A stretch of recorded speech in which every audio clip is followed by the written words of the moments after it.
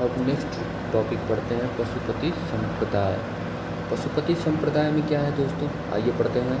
पशुपति संप्रदाय की उत्पत्ति कब हुई थी? ईसा पूर्व 2री शताब्दी में हुई थी। इसकी स्थापना लकुलिस एवं लकुली नामक ब्रह्मचारी ने की थी। ठीक है। अब नेक्स्ट है कंपालिक संप्रदाय के उपासक भैरव को शिव का अवतार मानकर उनकी उपासना करते थे। कापालिक संप्रदाय के लोग उपासक जो थे कापालिक संप्रदाय के, वो भैरव को शिव का अवतार मानकर उनकी उपासना करते थे। भवभूति के मालवी माधव नाटक से पता चलता है कि श्रीशैल नामक स्थान कापालिकों का प्रमुख केंद्र था। ठीक है। अब नेक्स्ट पढ़ते हैं शैव धर्म का जो एक संप्रदाय था वो लिंगायत या वीर शैव था। बराव को इस संप्रदाय का संस्थापक माना जाता है। शैव धर्म का एक नया संप्रदाय कश्मीर में विकसित हुआ। यह संप्रदाय शुद्ध रूप से दार्शनिक या ज्ञान मार्गी था। नाथपंथ संप्रदाय जो था, कौन सा? नाथपंथ संप्रदाय 10वीं सदी के अंत में मस्तेंद्र नाथ ने चलाया। इसमें शिव को आदिनाथ मानते हुए नवनाथों को दिव्य पुरुष के रूप में मान्यता प्रदान की गई है। नवनाथों को। अब शाक्त धर्म से संबंधित प्रमुख मंदिर कौन है? अब देखिए मंदिर याद कर लेंगे तो ये छोटे मोटे एग्ज़ाम तो कोई भी छोटा मोटा नहीं होता, सारे अच्छे एग्ज़ाम होते हैं गवर्नमेंट नौकरी वाले। हाँ, तो शाक्त धर्म से संबंधित प्रमुख मंदिर कौन है? मंदिर वैष्णो देवी मंदिर जम्मू में है, विंध्यवासिनी देवी का मंदिर विंध्याचल में है, 64 योगिनी का मंदिर भेड़ाघाट मध्य प्रदेश में है, पार्वती मंदिर नाचना कुठार मध्य प्रदेश में है, कामाख्या मंदिर असम में है, दक्षिणेश्वर काली मंदिर कोलकाता में है। तो इस तरीके से मंदिर और स्थान, मंदिर याद रहेंगे तो जाहिर सी बात है जीएस के जो क्वेश्चन आते हैं वो कहीं ना कहीं एक आध दो क्वेश्चन यहाँ से हो सकते हैं। तो इसलिए पढ़ना, इस चीज़ को याद रखना बहुत जरूरी है। वैष्णो देवी का मंदिर जम्मू में है, विंध्यासिनी देवी का मंदिर विंध्याचल में है, 64 योगिनी का मंदिर भेड़ाघाट मध्य प्रदेश में है, पार्वती का मंदिर नाचना कुठार मध्य प्रदेश में है, कामाख्या मंदिर असम में है और दक्षिणेश्वर काली मंदिर कोलकाता में है। अब अगला देखते हैं। अब किसी एक लेख से यह ज्ञात होता है हमें कि उसने एक बार अपने बाएं हाथ की अंगुली काटकर देवी को चढ़ा दिया था। श्रीहर्ष ने अपने ग्रंथ नैष्ठियचारित में सरस्वती मंत्र की महत्ता का प्रतिपादित किया है। संप्रति शाख उपासना के 3 प्रमुख केंद्र। संप्रति शाख उपासना के 3 प्रमुख केंद्र कश्मीर, कांची, असम स्थित कामाख्या। असम स्थित कामाख्या कौल मत का प्रसिद्ध केंद्र है। जो कामाख्या मंदिर है कौल मत का प्रसिद्ध केंद्र है। अब 6ठी शताब्दी ईसा पूर्व राजनीतिक दशा हमारी क्या क्या थी ये हम जान लेते हैं। 6ठी शताब्दी ईसा पूर्व राजनीतिक दशा क्या क्या थी? तो राजनीतिक दशा दोस्तों क्या क्या थी अब देखते हैं।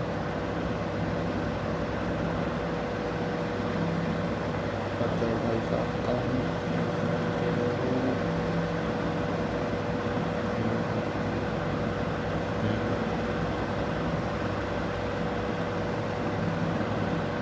छठी शताब्दी ईसा पूर्व हमारी राजनीतिक दशा क्या थी कि बौद्ध ग्रंथ अंगुत्तर निकाय से ज्ञात होता है कि गौतम बुद्ध के जन्म के पूर्व समस्त उत्तर भारत 16 बड़े राज्यों में विभाजित था। इन्हें 16 महाजनपद कहा गया। इन 16 महाजनपदों के नाम है।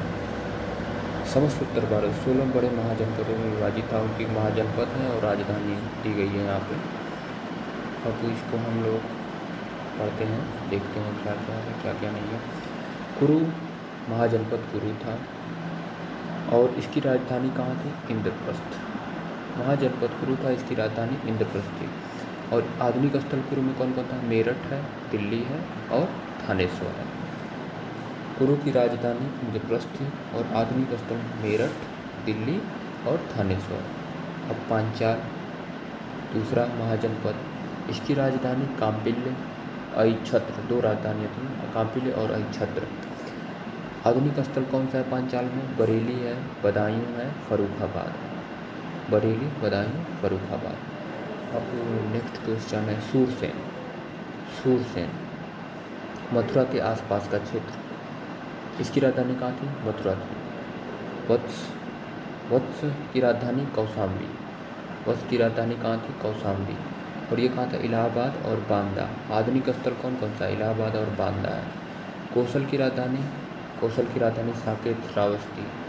ये आधुनिक स्थल कौन सा? अवध का क्षेत्र, फैजाबाद मंडल। मल्ल की राजधानी देवरिया जिला।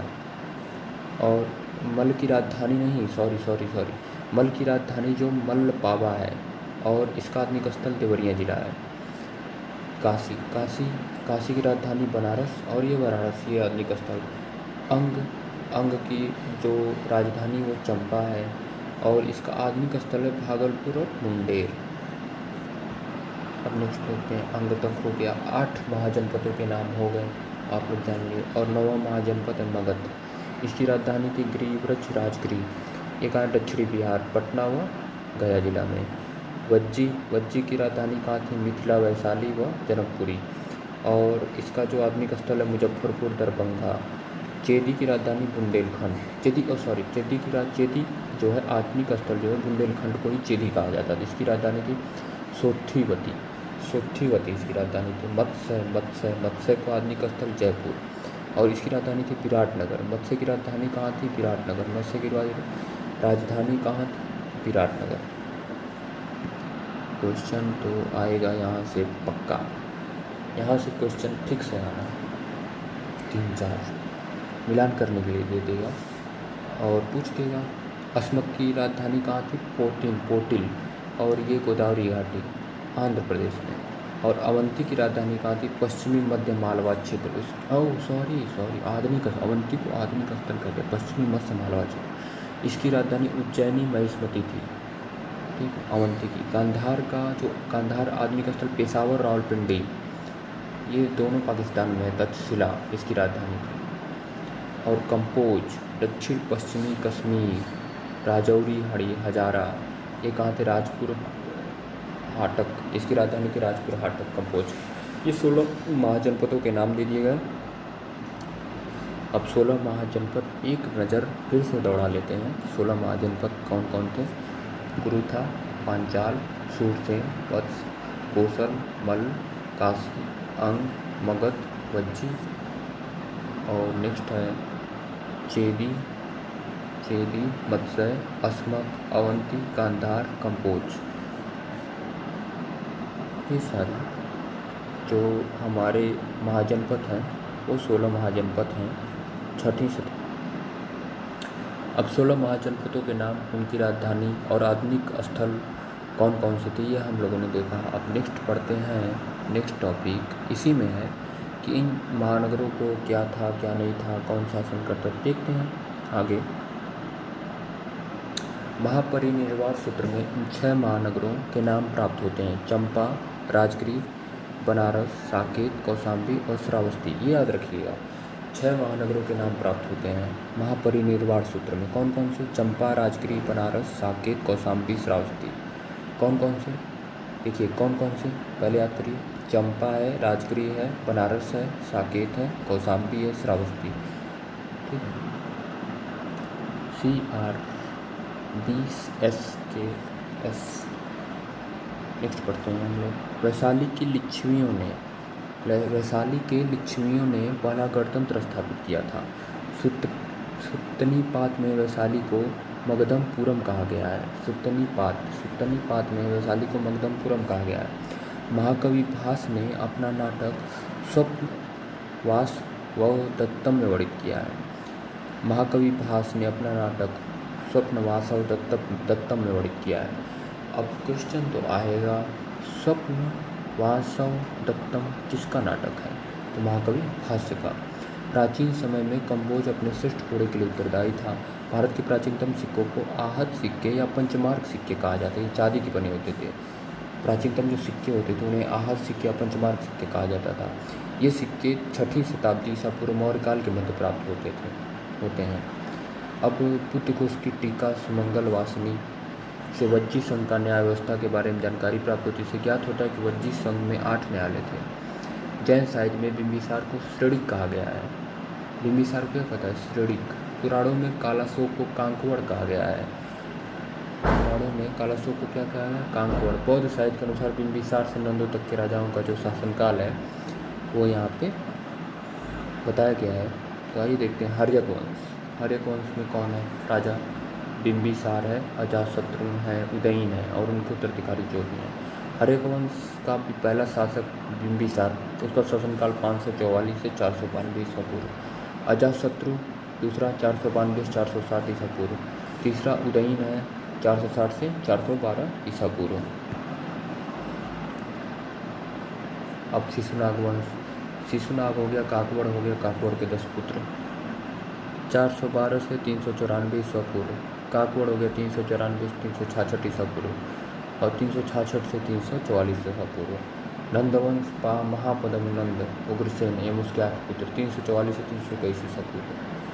ये हो गया जो पुत्र का बौद्ध साहित्य के अनुसार बिंबिसार से नंदों तक के राजा शासनकाल है उनका पूरा। अब हम लोग आते हैं पुराणों के अनुसार बिंबिसार से नंदों तक के राजाओं का शासनकाल। सबसे ज़्यादा शासनकाल नंद राजाओं में किसने किया, तो आप लोग क्या बताएंगे? शिशुनाग, महानंदिन ने किया था 43, नहीं महापद्म उसके 800, महानंदिन ने किया था 43 वर्ष तक।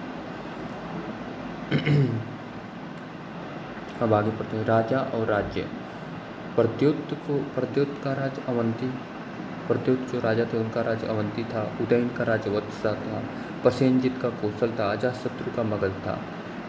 ये पेपर में आ चुका है, ये भाग पेपर में आ चुका है। ऐसे राजा दे दिया था, राज्य दे दिया था और सुमिलित करने के लिए कह दिया था। प्रत्युत, उदयन, प्रसेनजित, अजातशत्रु। अब हम लोग आगे पढ़ते हैं। कलिंग में नंद राजा के आदेश से नहर खोदी गई और खारवेल के हाथीगुम्बा अभिलेख से महापद्म नंद के, ठीक है, ये पता चलता है कि किस खारवेल के हाथीगुम्बा अभिलेख से कलिंग में नंद राजा के आदेश से नहर खोदी गई, ये पता चलता है। मध्यमिका नगरी राजस्थान का उल्लेख महाभारत और महाभारत से दोनों में है। पाटलिपुत्र की स्थापना गंगा और सोन नदी के संगम पर हर्यक वंशीय शासक उदयन ने की थी एवं अपनी राजधानी राजगिरी से पाटलिपुत्र स्थानांतरित कर दी थी। क्वेश्चन आ सकता है, गंगा और सोन नदी के संगम पर पाटलिपुत्र की स्थापना किसने की, तो उदयन ने की और अपनी राजधानी राजगिरी से पाटलिपुत्र स्थानांतरित कर दी। अब इसमें है बुद्ध काल में गंगा घाटी में कई गणराज्यों के अस्तित्व के प्रमाण मिलते हैं। कपिलवस्तु के शाक्य, सुमारगिरी के भाग, अल्क के पुली, केशपुत्र के कालाम, रामगाम के कोलीय, कुशिनारा के मल, पावा के मल, पिप्पलीवन के मोरी और नेक्स्ट है वैशाली के लिच्छवी, मिथिला के विदेह। अब इन 10 लोगों का प्रमाण मिलता है कहाँ पे? गंगा घाटी में गणराज्यों में प्रमाण मिलता है, ठीक है। अब हम लोग आगे फैक्ट देखते हैं कि प्राचीन श्रावस्ती का नगर विन्यास अर्धचंद्राकार था। गौतम बुद्ध के समय का प्रसिद्ध वैद्य जीविक बिंबिसार के दरबार से संबंधित था। जो गौतम बुद्ध का प्रसिद्ध वैद्य था जीवक जो था वो बिंबिसार के दरबार से संबंधित था। अब उत्तर प्रदेश में कौन कौन से महाजनपद थे? कुरु, पांचाल, कौशल, वत्स। इनकी राजधानी, कुरु की राजधानी इंद्रप्रस्थ, पांचाल की राजधानी अहिछत्र, कौशल की राजधानी साकेत और वत्स की राजधानी कौशाम्बी। ये जो है कुरु, पांचाल, कौशल, वत्स उत्तर प्रदेश के प्राचीन महाजनपद उत्तर प्रदेश से रिलेट करके हैं। कुरु था, पांचाल का था, वह कौशल था, वत्स था। कुरु की राजधानी इंद्रप्रस्थ, पांचाल की राजधानी अहिछत्र, कौशल की राजधानी साकेत, वत्स की राजधानी कौशाम्बी। ओके, अब आगे देखते हैं। प्राचीन कालीन भारत में एक ही शिल्प था, व्यवसाय करने वालों को समूह की श्रेणी की संज्ञा प्रदान की गई। उद्भव का महत्वपूर्ण कारक उत्तर वैदिक काल में उद्योग धंधों का स्थानीयकरण था। अब आगे पढ़ते हैं हम लोग।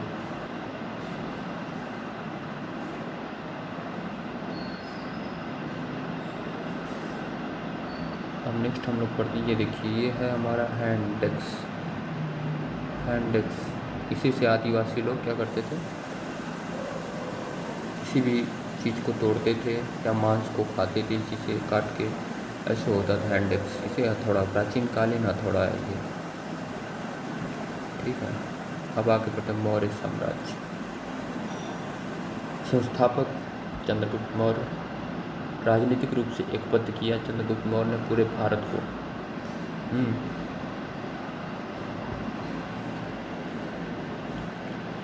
अब विशाख दत्त की जो रचना है मुद्रा राक्षस, विशाख दत्त की रचना है मुद्रा राक्षस में चंद्रगुप्त मौर्य को नंदराज का पुत्र माना गया है तथा विरसल कुलहीन कहा गया है। ये कुलहीन थे। डुंडी राज ने मुद्रा राक्षस पर टीका लिखी थी, टीका। विशाख दत्त की अन्य रचनाएं देवी चंद्रगुप्तम, अभिसारिका वंचित तक या अभिसारिका बंदी तक। अब हेमचंद्र के परिशिष्ट वर्तन में चंद्रगुप्त मौर्य को मयूर पोषकों के ग्राम के मुखिया के पुत्री को पुत्र बताया गया है।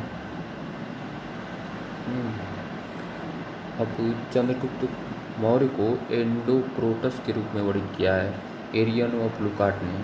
रुद्रादमन के अभिलेख से पश्चिमी भारत पर उसका अधिकार प्रमाणित होता है।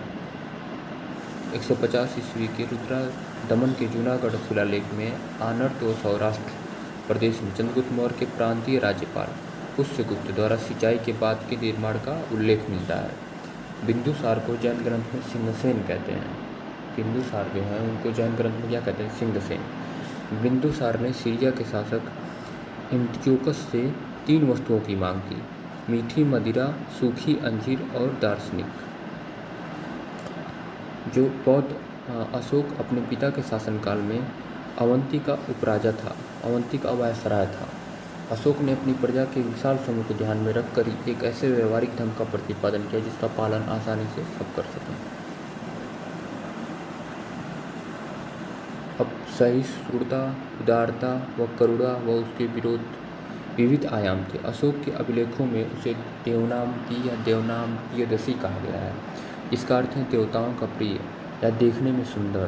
पुराणों में उसे अशोकवर्धन कहा गया है। देवनामपी या देवानामपियदसी। अशोक के अभिलेखों में रज्जुक नामक अधिकारी का उल्लेख मिलता है। रज्जुकों की स्थिति आधुनिक जिलाधिकारी जैसी थी, जिसे राजस्व न्याय दोनों क्षेत्रों में अधिकार प्राप्त था। क्वेश्चन यहाँ से पूछेगा, पूछ भी सकता है, नहीं भी पूछ सकता है, लेकिन इम्पोर्टेंट है। अग्रोनोमेई जिले के अधिकारी को कहा जाता। जिले के अधिकारी क्या कहा जाता था? अग्रोनोमेई।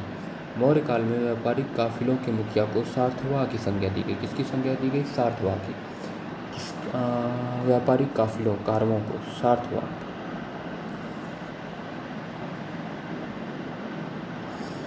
बौद्ध धर्म ग्रहण करने के बाद अशोक ने आखेट, बिहार यात्राएं रोक दी और उनके स्थान पर धर्म यात्राएं प्रारंभ की।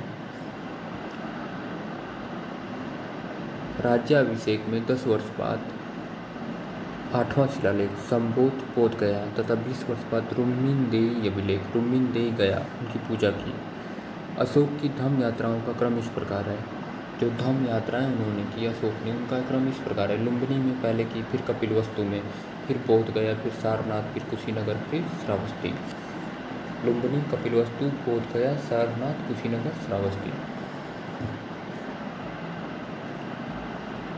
अशोक ने अपने राज्याभिषेक के 10वें वर्ष बोध गया की यात्रा की। किसकी यात्रा की?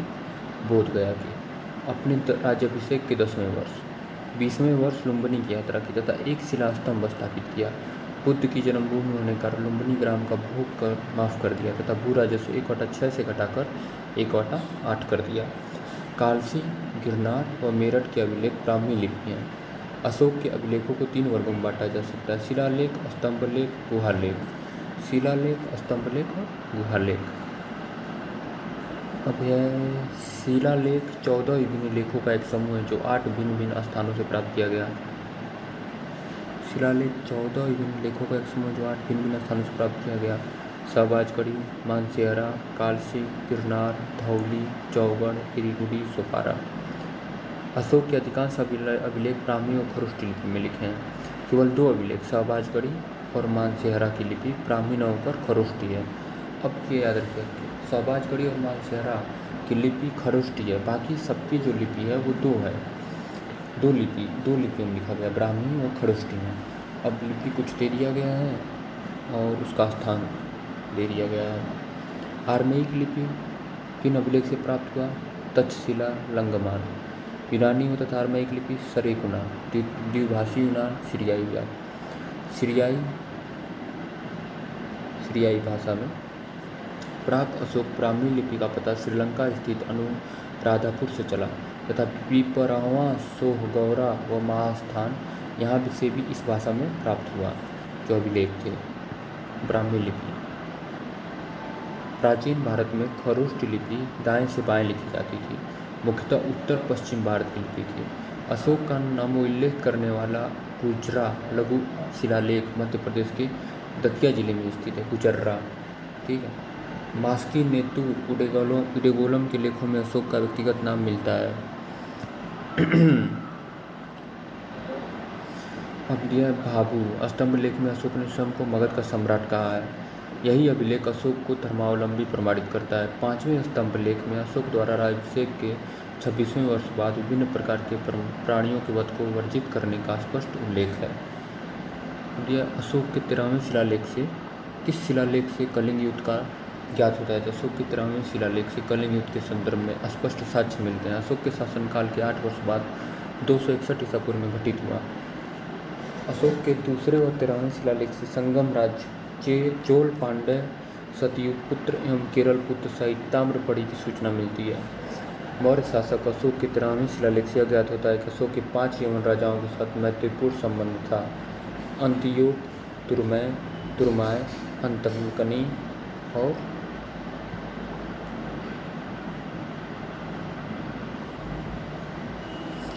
पांच यवन राजा थे 5 के उनके साथ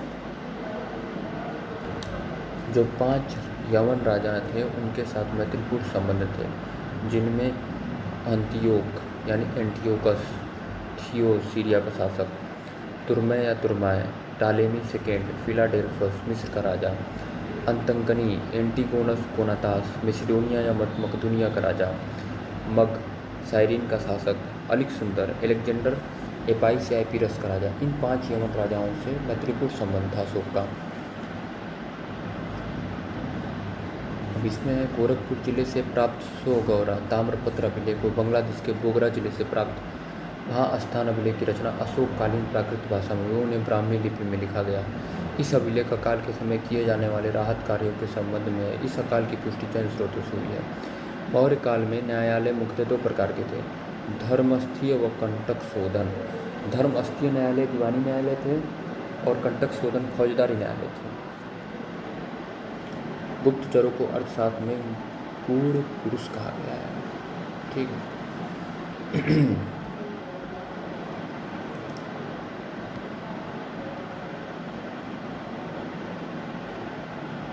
अब अर्थशास्त्र में गुप्तचरों का उल्लेख 2 प्रकार के मिलता है। पहला है संस्था, दूसरा संचरा। एक ही स्थान पर रहने वाले को संस्था कहते थे और जाहिर ही बात है सबसे ही पता चल रहा है संस्था एक ही जगह पर रहती है और संचरा घूमते रहते प्रत्येक का भ्रमण करने वाले।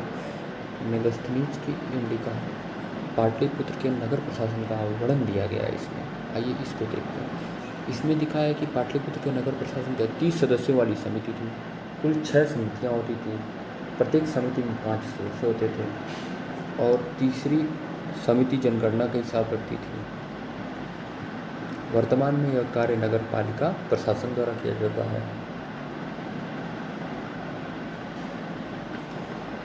छठी समिति का कार्य बिक्री कर वसूल करना था। विक्रय कर मूल्य का 10वें भाग के रूप में वसूल किया जाता था। करों की चोरी करने वालों को मृत्युदंड दिया जाता था। व नगर के पदाधिकारियों को एस्टिनोमोई कहा जाता था। नगर के पदाधिकारी थे उन्हें एस्टिनोमोई कहा जाता था। मेगस्थनीज सेल्यूकस निकेटर द्वारा चंद्रगुप्त मौर्य की राजसभा में भेजा गया यूनानी राजदूत थे। नगर प्रशासन नगर पालिकाओं द्वारा प्रमुख नागरिक या पूर्व मुख्य। मेगस्थनीज ने तत्कालीन भारतीय समाज को 7 श्रेणियों में विभाजित किया।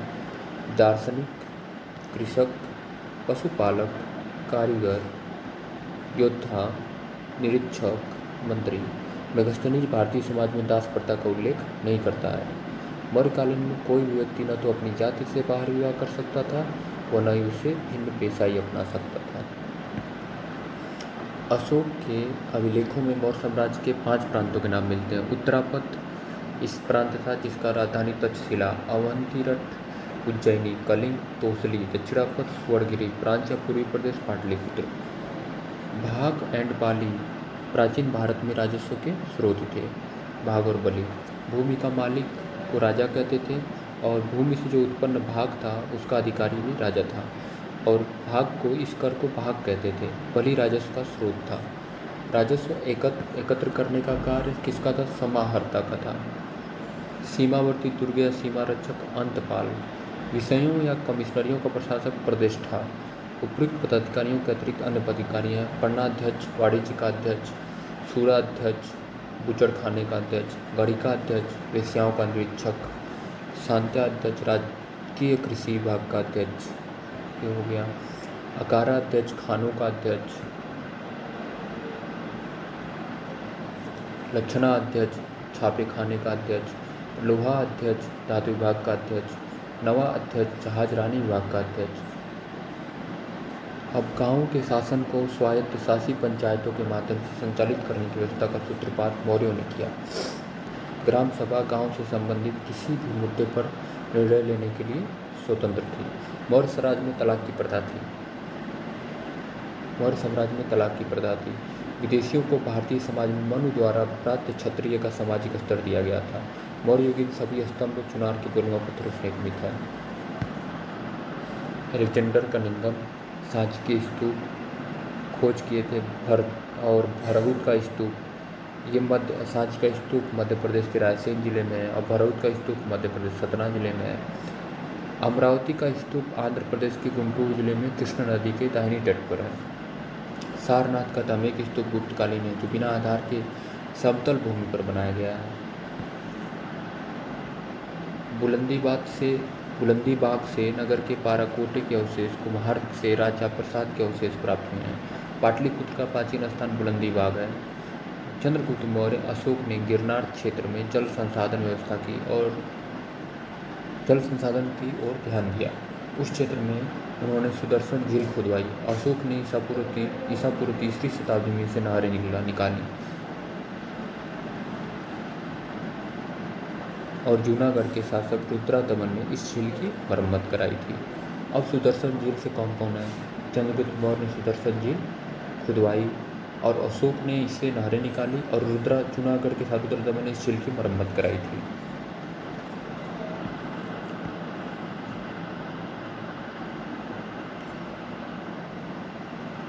अब क्वेश्चन है कि दक्षिण बिहार के गया जिले में स्थित हैं बाबर व नागार्जुन पहाड़ियाँ। बाबर में 4 गुफाएं हैं। 3 गुफाएं अशोक के अभिलेख उत्कीर्ण हैं। एक गुफा जो है मौखरी शासक अनंत वर्मन का लेख है, जिसे हम वैष्णव गुफा कहते हैं। ठीक है। अब नेक्स्ट है मौर्योत्तर काल। मौर्योत्तर काल के बाद हम लोग पढ़ेंगे, मौर्योत्तर काल के बाद कुषाण वंश पढ़ेंगे। कुषाण वंश में गांधार मथुरा शैली के बारे में पढ़ेंगे। उसके बाद हम लोग पढ़ेंगे कि गुप्त और गुप्तोत्तर युग। अब इसको अच्छे से पढ़ाई करेंगे और इसके बाद हम लोग पढ़ेंगे कि कैसे कैसे जो है कि शंकराचार्य और प्राचीन भारत में स्थापत्य कला पढ़ेंगे। प्राचीन भारत में स्थापत्य कला पढ़ने के बाद नेक्स्ट वीडियो फिर डाली जाएगी। आइए शुरू करते हैं। शुरू तो कर ही लिया गया है, वहाँ शुरू करते हैं।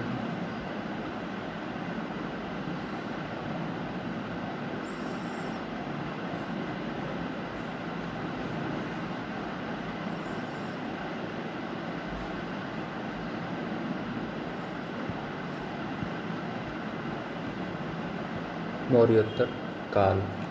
रुद्रादमन का जूनागढ़ अभिलेख गुजरात में गिरनार पर्वत पर प्राप्त हुआ।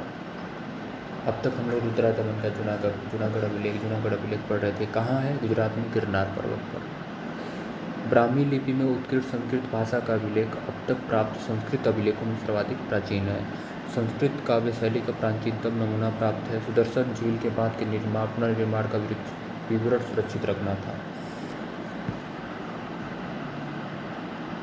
कुजूल कड़फिसेस उपाधि माहेश्वर, इन्होंने सर्वप्रथम पश्चिमोत्तर प्रदेश पर अधिकार कर लिया। केवल तांबे के सिक्के जारी किए। उसके सिक्कों पर धर्माधिष्ठित धर्मिथि उत्कीर्ण है। इसी के काल में कुषाण सत्ता स्थापित थी। शिव, त्रिशूल, नंदी आकृति के सिक्के मिलते हैं। उत्तर पश्चिम भारत में स्वर्ण सिक्कों का प्रचलन इंडो ग्रीक राजाओं ने करवाया था, जबकि इन्हें नियमित पूर्ण रूप से प्रचलित करवाने का श्रेय कुषाण शासकों को जाता है। कुषाण शासकों ने सोने तांबे दोनों प्रकार के सिक्के व्यापक पैमाने पर प्रचलित करवाए। कुषाण शासक में विम कड़फिसेस ने सर्वप्रथम सोने के सिक्के जारी किए थे। कनिष्क के सिक्कों पर बुद्ध का अंकन मिलता है। कनिष्क के अब तक अभिलेख में 4 शहरों के नाम है: साकेत, कौशाम्बी, पाटलिपुत्र, चंपा। साकेत, कौशाम्बी, पाटलिपुत्र, चंपा, 4 शहरों के नाम कनिष्क के अभिलेख में। वर्तमान में तिथि और वर्ष के लिए ग्रेगोरियन कैलेंडर का प्रयोग किया जाता है, जो विश्वव्यापी है। ग्रेगोरियन कैलेंडर चैत्र भारतीय राष्ट्रीय पंचांग का प्रथम माह होता है। विक्रम संवत के तुलना नाम कृत संवत, मालव संवत भारत में राष्ट्रीय कैलेंडर के रूप में संकट संवत को अपनाया गया है। अब अश्वघोष कनिष्क के राजकवि थे। अश्वघोष थे कनिष्क के राजकवि थे। सौद्रानंद, बुद्ध चरित्र, सारिपुत्र प्रकरण इनकी प्रमुख रचनाएं हैं। वसुमित्र भी कनिष्क के आश्रित विद्वान थे। उन्होंने चतुर्थ बौद्ध संगति की प्रतिष्ठा भी की थी। अश्वघोष, नागार्जुन, पार्श्वचरक ये चारों ही कनिष्क के दरबार से संबंधित थे। पाणिनि ने पतंजलि की अष्टाध्यायी पर महाभाष्य की रचना की। महाभाष्य की रचना किसने की? पाणिनि ने। अब आ गया कुषाण वंश। महान शासक कौन था? कनिष्क था। चीन के तुर्फान एवं कश्मीर से लेकर दक्षिण में विंध्य पर्वत, पश्चिम में उत्तरी अफगानिस्तान से लेकर पूर्व में पूर्वी उत्तर प्रदेश, पश्चिम में उत्तरी अफगानिस्तान, पूर्व में पूर्वी उत्तर प्रदेश, बिहार और उत्तर में चीन का तुर्फान से लेकर कश्मीर और दक्षिण में विंध्य पर्वत आपका होगा। यहाँ तक इनका वंश फैला हुआ था, कुषाण वंश फैला हुआ था। पेरिप्लस ऑफ द एरिथ्रेशियन सी व अरिकामेडू में हुई खुदाई से अनेक बंदरगाहों व्यापारिक केंद्रों की उपस्थिति के साक्ष्य मिले हैं और इससे स्पष्ट होता है कि कुषाणों का व्यापार पश्चिमी विश्व में से फारस की खाड़ी और लाल सागर के जलमार्ग से होता था। इन सभी साक्ष्यों में किसी में भी कुषाणों के सशक्त नौसेना की उपस्थिति का उल्लेख नहीं मिलता है। कुषाण शासक कनिष्क के काल में कला क्षेत्र में दो स्वतंत्र शैलियों का विकास हुआ, गांधार शैली और मथुरा शैली। गांधार शैली और मथुरा शैली दो शैलियों का विकास हुआ कुषाण शासक कनिष्क के शासनकाल में। अब गांधार शैली में पढ़ते हैं। भारतीय और यूनानी आकृति का सम्मिश्रण शैली गांधार है। मथुरा शैली में इसका संबंध बौद्ध, जैन, ब्राह्मण, हिंदू धर्म तीनों से है। गांधार शैली इस कला शैली के प्रमुख संरक्षक शक और कुषाण थे। इस गांधार शैली कला का विषय मात्र बौद्ध होने के कारण इसे यूनानी, बौद्ध, इंडो ग्रीक, ग्रीको रोमन भी कहा जाता है। गांधार कला में सदैव हरित, अस्तरित या शिष्ट चट्टान का प्रयोग मूर्तियां बनाने के लिए किया जाता था।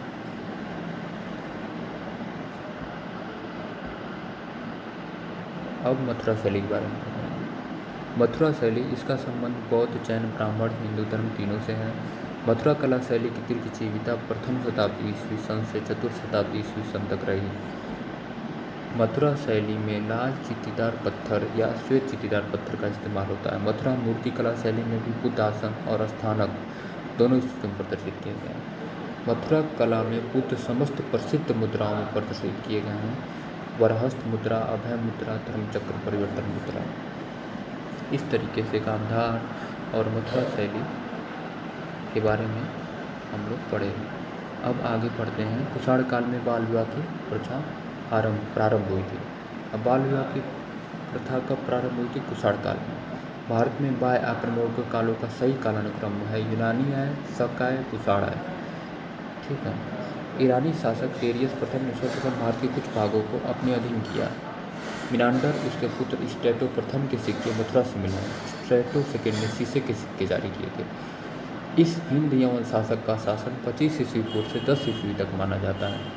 184 ईस्वी पूर्व में पुष्यमित्र शुंग ने अंतिम मौर्य शासक बृहद्रथ की हत्या करके शुंग राजवंश की स्थापना की। पुराणों के अनुसार पुष्यमित्र ने 36 वर्षों तक शासन किया। महर्षि पाणिनि ने शुंग वंश को भारद्वाज गोत्र का ब्राह्मण बताया है। हेलियोडोरस ने भागवत धर्म ग्रहण किया। विदिशा में गरुड़ स्तंभ की स्थापना कर भागवत विष्णु की पूजा की। मौर्यों के बाद दक्षिण भारत में सबसे प्रभावशाली राज्य सातवाहनों का था। सातवाहनों का पुराणों में इस वंश के संस्थापक का नाम सिंधुक सिमुक क्षिप्रक दिया गया, जिसे कण्व वंश के राजा सुशर्मा का वध करके अपना शासन स्थापित किया। पुराणों में कुल 30 या 31 सातवाहन राजाओं के नाम मिलते हैं, जिनमें सबसे लंबी सूची मत्स्य पुराण में 29 राजाओं की मिलती है। सातवाहन की वास्तविक राजधानी प्रतिष्ठा या पैठर में अवस्थित थी। पुराणों में इस राजवंश को आंध्र मृत्यु या आंध्र जातीय कहा गया। उनकी प्रारंभिक राजधानी अमरावती थी। पुराणों के अनुसार कृष्ण का पुत्र उत्तराधिकारी 7 करोड़ फर्स्ट सातवाहन का 7 करोड़ उपाधि धारण करने वाला प्रथम राजा था। नागनिका के नाना घाट अभिलेख से महत्वपूर्ण जानकारी मिलती है। सातवाहन शासक गौतमीपुत्र सातकर्णी ने कहा कि उसने विकसित होते चातुर्वर्ण 4 वर्णों वाली व्यवस्था को फिर से स्थापित किया। वह वर्ष संकर वर्ग जातियों को मिश्रण को रोका। इसी कारण इसे वर्ण व्यवस्था का रक्षक कहा जाता है। गौतमीपुत्र को नासिक अभिलेख में अद्वितीय ब्राह्मण वेदों का आश्रय कहा गया तथा खपीय दख मनमदा अर्थात क्षेत्रियों के दप का मर्दन करने वाले कहा जाता है। 2 पतवार वाले जहाज का चित्र उसके कुछ सिक्कों पर बना है। कलिंग के चेदी वंश का संस्थापक महामेघवाहन था। चेदी वंश का शासक खारवेल प्राचीन भारतीय इतिहास के सम्राटों में से एक था। उड़ीसा प्रांत के भुवनेश्वर से 3 मील की दूरी पर स्थित उदयगिरी पहाड़ी आदि गुम्फा से उसका एक बिना तिथि का अभिलेख प्राप्त हुआ। यह अभिलेख खारवेल के इतिहास जानने का एकमात्र स्रोत है। खारवेल ने दक्षिण के 3 राज्य चोल चेर पांडवों को पराजित किया था। पांड्य शासक से उसने गधे से हल चलवाया था। पांड्य शासक इसका जैन धर्म के प्रति भारी झुकाव था। पूर्वी रोमन शासक जस्टिनियन को सर्वाधिक प्रसिद्धि उसके न्याय संबंधी सुधारों से मिली। जस्टिनियन रोमन कानून के संपूर्ण शोधन के लिए उत्तरदायी था। ये हुआ हमारा मौर्योत्तर काल। कैसे कैसे किसका आक्रमण हुआ, पहले यूनान आए, फिर शक आए, फिर हिंद, पहले यूनान आए, फिर शक आए, फिर कुषाण आए और कुषाण के शासनकाल में बाल विवाह प्रचलित हुआ। और इसी से आगे हम लोग पढ़ते हैं गुप्त और गुप्तोत्तर युग।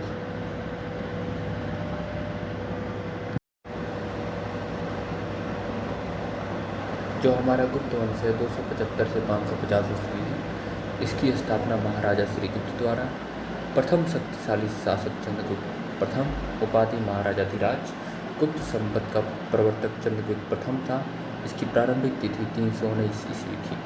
विंसेंट स्मिथ रचना early history of India. Vincent Smith रचना अर्ली हिस्ट्री ऑफ इंडिया है। अब समुद्रगुप्त को भारत का नेपोलियन इसी में कहा गया है। भारत का नेपोलियन जो है समुद्रगुप्त को इसी में कहा गया है। अशोक स्तंभ अभिलेख इलाहाबाद में मिला जो उसमें है समुद्रगुप्त के शासन के बारे में पता चलता है। समुद्रगुप्त के संदीप विग्रहिणी हरिसेन ने संस्कृत भाषा में प्रशंसनात्मक वर्णन किया है जिसे प्रयाग प्रशस्ति कहा गया है। कुछ नाम मिलते हैं संदीप विग्रही, खाड्यपकी, कुमार वाद्य, महादंड नायक। अशोक निर्मित यह स्तंभ मूलतः कौशाम्बी में स्थित था जिसे इलाहाबाद में स्थापित करवाया। किसने? अकबर ने इलाहाबाद में स्थापित करवाया। इस स्तंभ पर जहांगीर के आदेश हैं और बीरबल का उल्लेख है। यही इलाहाबाद अशोक स्तंभ अभिलेख।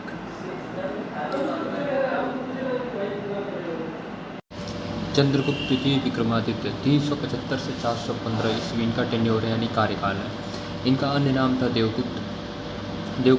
इनका अन्य नाम देवगुप्त। इसका प्रमाण सांची और वहाँ कटक अभिलेखों से मिलता है। शकों को हराने के बाद चंद्रगुप्त सेकंड को एक अन्य उपाधि सकरी भी मिली। सकरी उसने इस उपलक्ष्य में चांदी के सिक्के भी चलाए। चांदी के सिक्कों को गुप्तकाल में रुप्यक कहा जाता था। चांदी के सिक्के को गुप्तकाल में क्या कहा जाता था? रुप्यक कहा जाता था। और यहाँ पर यह है प्रथम शासक जिसने परम भागवत की उपाधि धारण की वो कौन था? चंद्रगुप्त विक्रमादित्य जी ने बोलते। मेहरौली लेख के अनुसार उसने विष्णुपद पर्वत पर विष्णुध्वज की स्थापना कराई। ये पढ़ चुके हैं हम लोग, ये यहाँ पढ़ रहे हैं। दिल्ली में मेहरौली नामक स्थान से मेहरौली लौह स्तंभ लेख प्राप्त हुआ जो वर्तमान में कुतुब मीनार के समीप है। ठीक है। इसने चंद नामक किसी राजा की उपलब्धियों का वर्णन है जिसका समीकरण गुप्तवंशी शासक चंद्रगुप्त सेकंड से किया गया है। जिसका संबंध चंद्रगुप्त सेकंड से किया गया है। चंद्रगुप्त सेकंड विक्रमादित्य के कुशल प्रशासन की प्रशंसा चीनी यात्री फायान ने की है। अब नवरत्नों में चंद्रगुप्त के नवरत्नों में सर्वोत्कृष्ट महाकवि कालिदास थे। महाकवि महान चिकित्सक धन्वंतरी थे। खगोलीय विज्ञानी बराहमिहिर थे। कोशंकार अमर सिंह थे। वास्तुकार शंकु, रत्नफलित ज्योतिषी क्षणपणक, विद्वान वैयाकरणज्ञ वररुचि, इसे ग्रामारियन बोलते हैं। मैजिशियन जादूगर बेताल भट्ट, और कूटनीतिज्ञ घटक अड़पड़। अब कुमारगुप्त प्रथम महेंद्र द्वितीय लगभग 415 से 555 ईसा पूर्व इनका कार्यकाल है। इसके समय में सर्वाधिक अभिलेख प्राप्त हुए, जिनकी संख्या 18 है। बिलसड़ अभिलेख में कुमारगुप्त फर्स्ट तक गुप्तों की वंशावली प्राप्त है। बंगाल के 3 स्थानों से कुमारगुप्तकालीन ताम्रपत्र प्राप्त हुए, धंधे से, दामोदरपुर से और कहाँ से, वैग्राम से। स्वर्ण रजत ताम्र मुद्राएं प्राप्त होती हैं। मुद्राओं पर उसकी उपाधियां महेंद्र, श्री महेंद्र, महेंद्र सिंह, अश्वमेघ, महेंद्र आदि मिलते हैं। स्कंदगुप्त विक्रमादित्य इनकी कार्यकाल 455 से 467 ईस्वी पूर्व है। स्वर्ण सिक्के के मुख पर धनुष बाण लिए हुए राजा की आकृति तथा पृष्ठभाग पर पद्मासन में विराजमान लक्ष्मी के साथ साथ श्री स्कंदगुप्त उत्कीर्ण हुए। भीतरी स्तंभ लेख में पुष्यमित्र और हुड़ों के साथ स्कंदगुप्त के युद्धों का वर्णन मिलता है। हुड़ों का पहला भारतीय आक्रमण गुप्त सम्राट स्कंदगुप्त के शासनकाल में हुआ और तोरमाड़ भारत पर दूसरे हुड़ महा आक्रमण का नेता था। चीनी यात्री वेन सांग तथा मंदसौर लेख के साक्ष्य से ज्ञात होता है कि सर्वप्रथम गुप्त नरसिंह गुप्त बालदित्य ने लगभग 528 ईस्वी या कुछ स्रोतों के अनुसार 495 ईस्वी में तत्पश्चात मालव नरेश यशोधर्मन द्वारा मेरी कुल को बुरी तरह पराजित किया। गुप्त काल में बंगाल में ताम्रलिप्ति एक प्रमुख बंदरगाह था, जहाँ से उत्तर भारतीय व्यापार, साथ ही दक्षिण पूर्वी एशिया, चीन, लंका, जावा, सुमात्रा आदि से व्यापार होता था। पश्चिम भारत का प्रमुख बंदरगाह भृगु कच्छ भड़ौच था, जहाँ से पश्चिम देशों के साथ समुद्री व्यापार होता था। प्राचीन भारत की अर्थव्यवस्था श्रेणियों का विशेष महत्व है।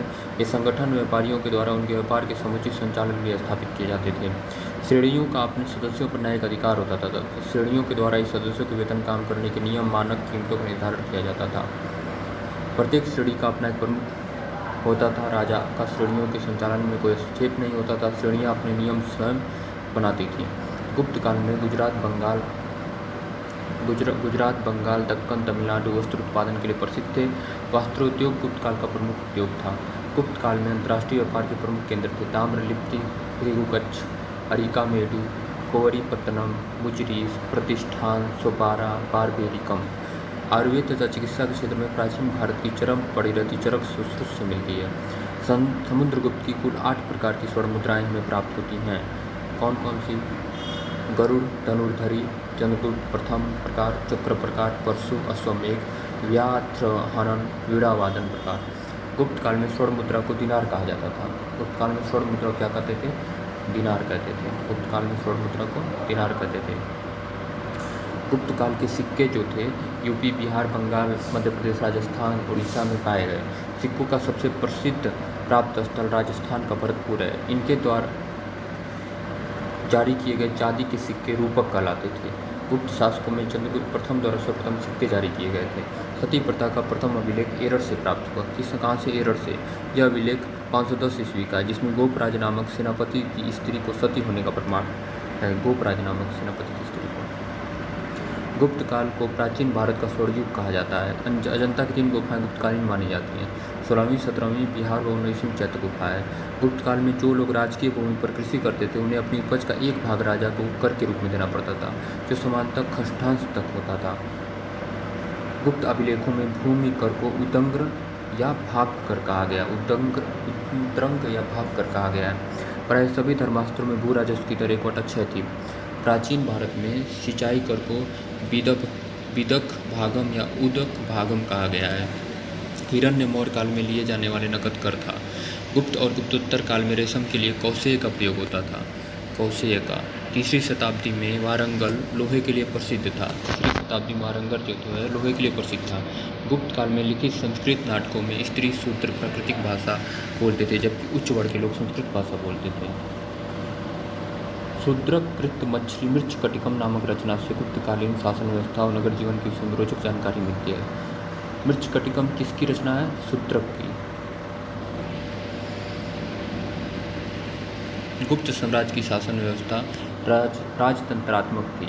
मौर्य शासक के विपरीत कुशवंशी शासक अपनी दैवीय उत्पत्ति में विश्वास करते थे।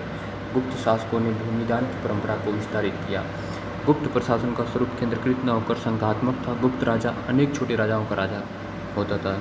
सामंत प्रांतीय शासक अपने अपने क्षेत्रों में नितांत स्वतंत्रता का अनुभव करते थे। शतरंज का खेल भारत में गुप्त काल के दौरान उद्भूत हुआ था, जहाँ इसे चतुरंग माना जाता था। भारत से ईरान तक पश्चात यूरोप में पहुंचा था। परवरसेन प्रथम वाकाटक वंश का एकमात्र शासक था जिसने सम्राट की उपाधि धारण की। वाकाटक शासक परवरसेन प्रथम ने 4 अश्वमेध यज्ञों का संपादन किया। इसके साथ ही उसने अनेक वैदिक यज्ञ भी किए। परवरसेन सेकंड की रचना श्वेतबंध है। सांख्य दर्शन। सांख्य पुनर्जन्म आत्मा के आवागमन के सिद्धांत को स्वीकार करता है। महर्षि कपिल ने सांख्य दर्शन का प्रतिपादन किया था। सांख्य दर्शन में अज्ञानता को ही दुखों का कारण विवेक ज्ञान से उन्मुक्ति का एकमात्र उपाय बताया है। महर्षि पतंजलि को योग दर्शन का प्रतिष्ठापक आचार्य माना जाता है। सर्वप्रथम महर्षि पतंजलि ने ही सुसंबद्ध दार्शनिक सिद्धांत में विवेचन किया। नव्य न्याय संप्रदाय का प्रवर्तन मिथिला के आचार्य गणेश उपाध्याय की युग प्रवर्तक ऋषि तत्व चिंतामणि से हुआ। भारतीय दर्शन में चार्वाक दर्शन जड़वादी या भौतिकवादी विचारधारा का पोषक है। न्याय दर्शन का प्रवर्तन गौतम ने किया, जिन्हें अक्षपाद भी कहा जाता है। न्याय का शाब्दिक अर्थ तर्क या निर्णय होता है। न्याय दर्शन में 16 पदार्थीय तत्वों का अस्तित्व स्वीकार किया गया है। न्याय दर्शन का मूल ग्रंथ गौतम कृत न्याय सूत्र है। कर्म का सिद्धांत मीमांसा दर्शन से संबंधित है। कर्म का सिद्धांत किससे है? मीमांसा दर्शन से संबंधित है। मीमांसा दर्शन से संबंधित है कर्म का सिद्धांत। कर्म मीमांसा, पूर्व मीमांसा,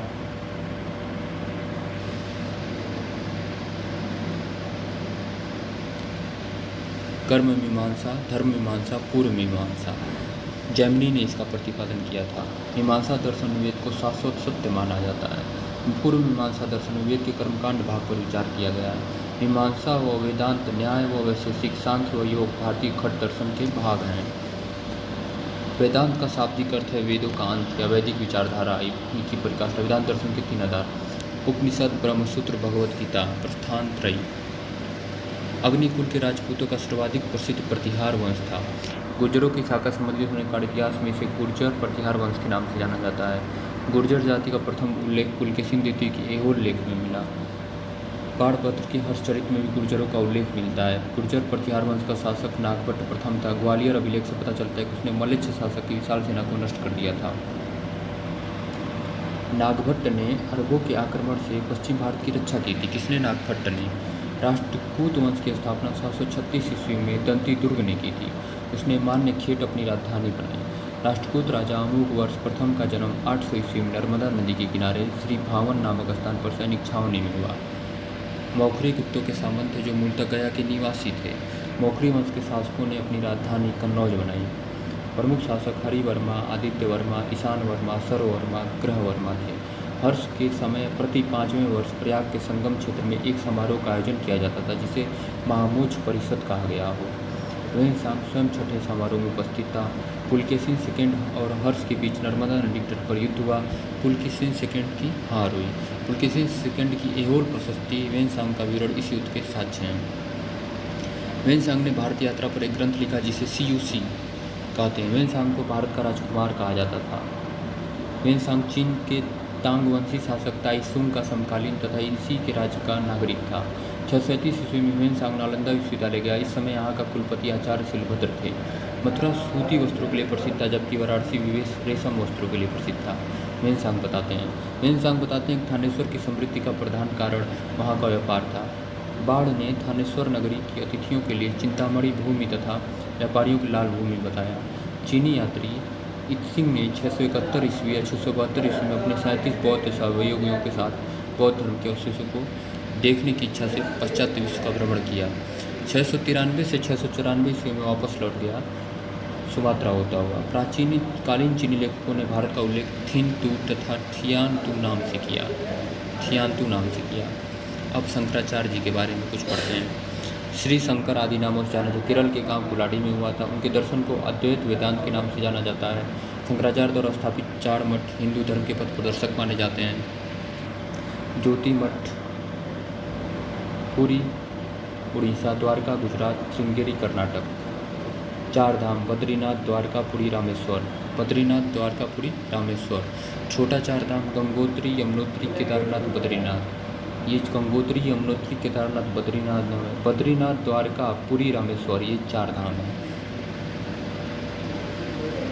विक्रम संवत 58 ईस्वी, शंख संवत 78 ईस्वी, गुप्त काल 319 ईस्वी तक। प्राचीन भारत में स्थापत्य कला। हम नेक्स्ट पढ़ते हैं। अब तक हम लोग क्या क्या पढ़ लिए। एंशियंट हिस्ट्री में हम लोगों ने कम से कम आधे से अधिक एंशियंट हिस्ट्री का फैक्ट पढ़े, जो इम्पोर्टेंट फैक्ट है। बाकी तो एंशियंट हिस्ट्री में बहुत कुछ पढ़ना है, बहुत कुछ अभी बाकी है, लेकिन जो फैक्ट है वो यहाँ हम लोगों ने पढ़ लिया। अब प्राचीन भारत में स्थापत्य कला। खजुराहो छतरपुर जिला, मध्य प्रदेश। खजुराहो चंदेल राजाओं द्वारा निर्मित मंदिर है। खजुराहो, ठीक है। इन मंदिरों का निर्माण 950 से 1050 ईस्वी के बीच कराया गया। यहाँ के मंदिरों में कंदरिया महादेव मंदिर सर्वोत्तम है। कंदरिया महादेव मंदिर। अब खजुराहो 85 मंदिरों के निर्माण का उल्लेख मिलता है। कहाँ पे? 85 मंदिरों के निर्माण का उल्लेख मिलता है खजुराहो। यहाँ का मांगेश्वर मंदिर शिव को समर्पित है। ये मंदिर वैष्णव, शैव, शाक्त, जैन धर्म से संबंधित है। जो 85 मंदिर हैं यह, और जो मांगेश्वर मंदिर है, यह मंदिर संभवतः राजा धंग के काल में निर्मित हुआ। किसके काल में? राजा धंग के काल में निर्मित हुआ। और कंदरिया महादेव मंदिर विद्याधर ने करवाया था इसका निर्माण। जैन मंदिरों में पार्श्वनाथ मंदिर प्रसिद्ध है। कौन सा मंदिर प्रसिद्ध है? पार्श्वनाथ। यहाँ के अन्य मंदिर हैं 64 योगिनी, ब्रह्मा, दूल्हा देव, लक्ष्मण, विश्वनाथ, जगन्नाथ। 64 योगिनी मंदिर बताया था ब्रह्मा, भेड़ाघाट मध्य प्रदेश में। ब्रह्मा मंदिर पुष्कर राजस्थान में। दूल्हा देव मंदिर खजुराहो में। लक्ष्मण मंदिर खजुराहो में। विश्वनाथ मंदिर यूपी वाराणसी में। ये सब हम लोगों ने कर लिया वहाँ पे। अब दशावतार मंदिर देवगढ़ ललितपुर में है। अब इसका देखो, अजंता गुप्तकालीन है ये दशावतार मंदिर। अजंता की गुफाओं में चित्रांकन किया गया है, बौद्ध धर्म से संबंधित है। पाक की गुफाओं में चित्रांकन किया, लोक जीवन से संबंधित है। दिलवाड़ा जैन मंदिर माउंट आबू में। दिलवाड़ा जो है माउंट आबू में। गुजरात के चालुक्य शासक भीमदेव प्रथम के शासनकाल में विमल शाह ने करवाया था। पालीताड़ा का पवित्र मंदिर जैन मंदिर गुजरात के भावनगर जिले की शत्रुंजय की पहाड़ियों पर स्थित है। पालीताड़ा। एलिफेंटा के प्रसिद्ध गुफा मंदिरों का निर्माण राष्ट्रकूट शासकों द्वारा कराया गया था। यहाँ से कुल 7 गुफाएँ मिली हैं। 5 गुफाओं में हिंदू धर्म से संबंधित मूर्तियाँ हैं, 2 बौद्ध गुफाएँ हैं। यहाँ से त्रिमूर्ति शिव की प्रतिमा प्राप्त हुई है। इन गुफाओं का निर्माण काल 5वीं से 6वीं शताब्दी में हुआ है। अब एलोरा मंदिर महाराष्ट्र में, औरंगाबाद जिला। शैलकृत गुफा मंदिर के लिए जब प्रसिद्ध है। 34 शैलकृत गुफा, 1 से 12 बौद्ध है, 13 से 29 हिंदू है, 30 से 34 जैन है। 1 से 12 जो गुफाएँ शैलकृत वो बौद्ध हैं, 13 से 29 हिंदुओं हैं और 30 से 34 जैनियों हैं। 12 बौद्ध हैं और 13 से 29 जो हैं 16 हिंदू हैं और 4 जो हैं जैन हैं। एलोरा का कैलाश मंदिर शैलकृत स्थापत्य का उदाहरण है। द्रविड़ शैली के ईस्वी से प्रसिद्ध मंदिर का निर्माण राष्ट्रकूट शासक कृष्ण प्रथम ने कराया था। महाराष्ट्र, नासिक, एलोरा, अजंता। दूसरा नाम पांडवलेनी। नासिक का दूसरा नाम पांडवलेनी। और प्राचीनतम शैलकृत गुफाएं नासिक, एलोरा, अजंता। अजंता की गुफाएं वाकाटक के अधीन राजसी संरक्षण व जागीरदारों द्वारा निर्मित कराई गई थी। गुफा संख्या 16 में उत्कीर्ण मर्रासन राजकुमारी का चित्र प्रशंसनीय है। बौद्ध संघ को दान में दी गई थी गुफा हरिशड़ के मंत्री वराहदेव के द्वारा। इस गुफा के चित्र तकनीकी दृष्टि से विश्व में प्रथम स्थान रखता है। कौन सी? अजंता। ये चित्र अधिकतर जातक कथाओं को दर्शाते हैं। सूर्यदेव का मंदिर कोणार्क में, पूरी उड़ीसा में। इसके बारे में 13वीं शताब्दी का है। नरसिंह देव वर्मन प्रथम चोंडगांग ने बनवाया था। इसे काल पैगोडा भी कहते हैं, काला पैगोडे। काला पोगैंडो के नाम से भी जाना जाता है। लिंगराज मंदिर का है उड़ीसा भुवनेश्वर में। जगन्नाथ मंदिर उड़ीसा शैली इसकी जो शैली है वो नागर में है। इसकी जो द्रविड़ हो गया, नागर हो गया, ये जो शैलियाँ होती हैं इसमें शैली नागर है। आर्य नागर शैली का सर्वोत्तम उदाहरण है। अब हो गया मोटेरा का सूर्य मंदिर। मोटेरा का जो सूर्य मंदिर है वो गुजरात सोलंकी वंश के राजा भीमदेव प्रथम ने करवाया था। अंकोर वाट का मंदिर वर्तमान कंबोडिया के शासक सूर्यवर्मन II द्वारा 12वीं शताब्दी में अपनी राजधानी यशोधरपुर में कराया गया था। अंकोर वाट मंदिर विष्णु को समर्पित है, द्रविड़ शैली का मंदिर है, विश्व का सबसे बड़ा हिंदू मंदिर समूह है। अंकोर वाट मंदिर वर्तमान कंबोडिया के शासक II द्वारा 12वीं शताब्दी राजधानी यशोधरपुर में कराया था। बेराबुटूर का प्रख्यात स्तूप इंडोनेशिया के जावा द्वीप पर विश्व विरासत स्थल है। बेराबुटूर का प्रख्यात स्तूप। मोस्ट इम्पॉर्टेंट फैक्ट, पांड्यों के राज्यकाल में द्रविड़ शैली में मंदिरों का निर्माण हुआ। महामल्ल शैली का विकास नरसिंह वर्मन फर्स्ट महामल्ल के काल में हुआ। इसके अंतर्गत 2 प्रकार के स्मारक बने, मंडप और एकास्मक मंदिर रक्त। पल्लव कला की राजसिंह शैली, जिसका प्रारंभ नरसिंह वर्मन II राजसिंह ने किया था। महाबलीपुरम, शोर मंदिर, ईश्वर मंदिर और मुकुंद मंदिर। पल्लव कला की राजसिंह शैली, जिसका प्रारंभ नरसिंह वर्मन II ने किया था। महाबलीपुरम, शोर मंदिर, ईश्वर मंदिर, मुकुंद मंदिर। शोर मुकुंद मंदिर। श्रीनिवासन नल्लूर का कोरंगनाथ मंदिर चोल शासक परातक प्रथम के काल में निर्मित हुआ। तंजौर में राजराजेश्वर मंदिर या बृहदेश्वर मंदिर का निर्माण राजराज प्रथम के काल में, इसके निर्माण में ग्रेनाइट पत्थरों का प्रयोग किया गया। राजराज के पुत्र राजेंद्र चोल के शासनकाल में गंगैकोट चोलपुरम में मंदिर का निर्माण हुआ। सोनगिरी दतिया मध्य प्रदेश में। दिगंबर जैनियों का पवित्र स्थान सोनगिरी दतिया। वर्तमान में यहाँ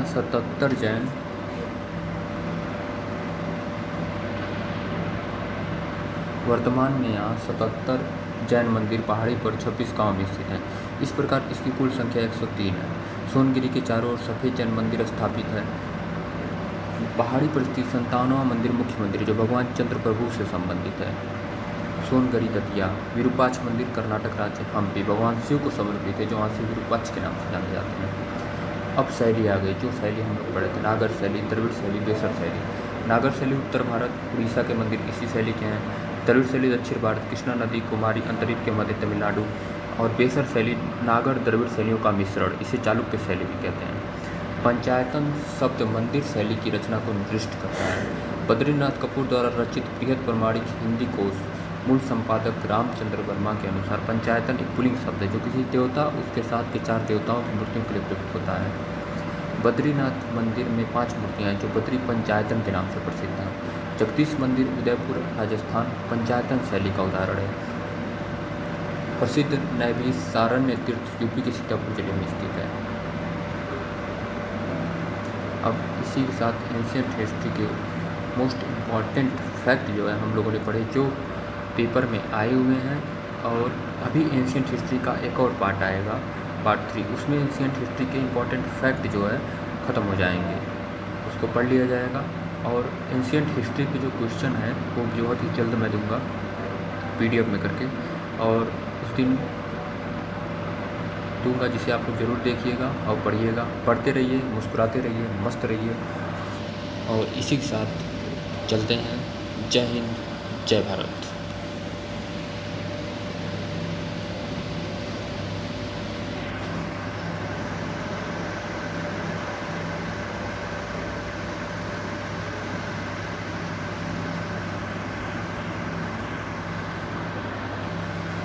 भाई ये हो गया आज के युग में, अगर इतना नहीं कर सकते तो क्या कर सकते।